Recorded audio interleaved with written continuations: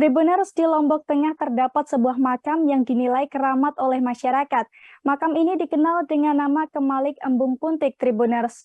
Makam seluas 4 area ini merupakan makam milik Denek Mas Suryadiningrat yang merupakan seorang ulama penyebar Islam di Pulau Lombok sejak tahun 1717 Masehi. Lantas bagaimana informasi lengkapnya? Kita sudah terhubung dengan rekan Lalu Helmi Akbar dari Tribun Lombok. Silakan rekan Lalu. Baik, terima kasih rekan Ariska. Benar sekali, sebuah makam di Desa Sengkerang, Kecamatan Praia Timur, Kabupaten Lombok Tengah, menjadi langganan para peziarah. Makam tersebut dikenal dengan nama Makam Kemalik Embung Puntik. Area makam yang memiliki luas sekitar 4 area itu dikenal sebagai makam keramat oleh masyarakat. Bahkan sering digelar ritual adat di area makam. Makam tersebut merupakan makam seorang ulama penyebar Islam di Pulau Lombok bersama Denek Mas Suryadiningrat. Ia diperkirakan menyebarkan Islam di Pulau Lombok sejak tahun 1717 Masehi. Makam tersebut sudah ditetapkan sebagai cagar budaya dan juga telah diakui Dinas Pariwisata. Terbukti dengan adanya pelang Dinas Pariwisata di areal makam.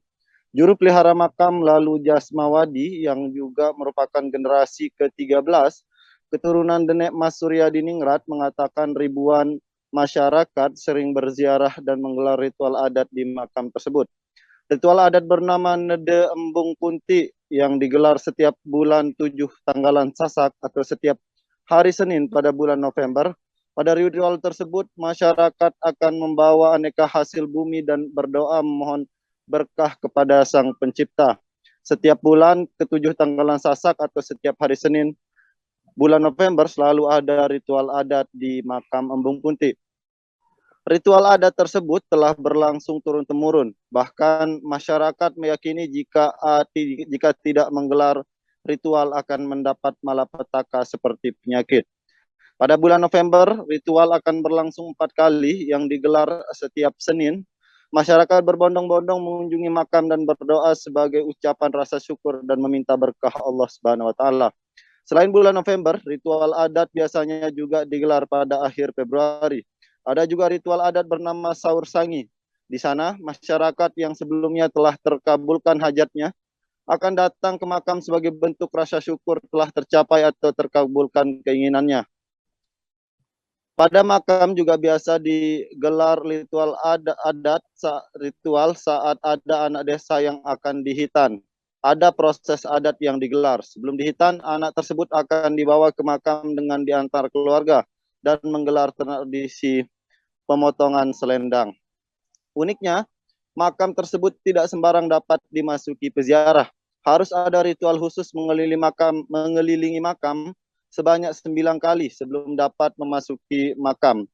Jika peziarah tidak mengelilingi makam sebanyak 9 kali, diberikan keringanan menjadi 7 atau paling sedikit 3 kali.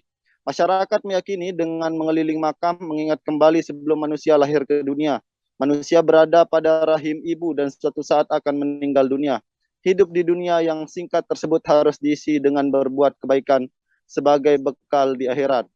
Jika ritual mengelilingi makam tidak diindahkan peziarah, sering ditemui fenomena kesurupan seorang peziarah.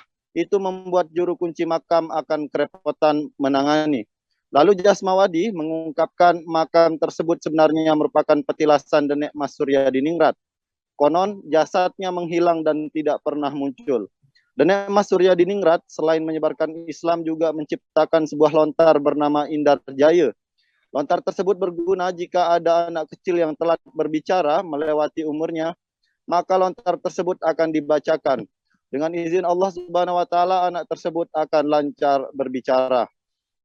Pada areal makam juga terdapat sebuah sumur atau dalam bahasa Sasak disebut lingkuk mas. Konon air di sana berkhasiat menyembuhkan penyakit.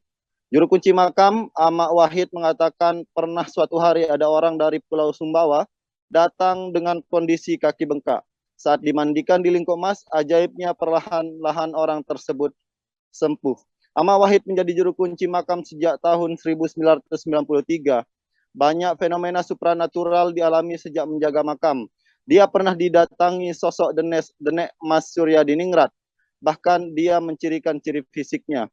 Bentuk orang Mas Surya Diningrat tinggi, gagah, tapi badannya agak kurus dan menggunakan sorban putih. Konon ada peninggalan nenek Mas Surya Diningrat dalam bentuk pusaka yang masih disimpan hingga kini. Saat tim ekspedisi mistis PDIP NTB dan M16 turun ke lokasi, diperlihatkan sebuah pusaka terbungkus kain putih dan dililit tali. Pusaka tersebut berjenis tombak bernama pusaka randu kuning. Diberi nama randu kuning karena saat pusaka tersebut ditancap ke pohon randu atau kapuk, maka pohon tersebut akan berubah menjadi kuning. Pusaka tersebut dipercaya sebagai pusaka perdamaian.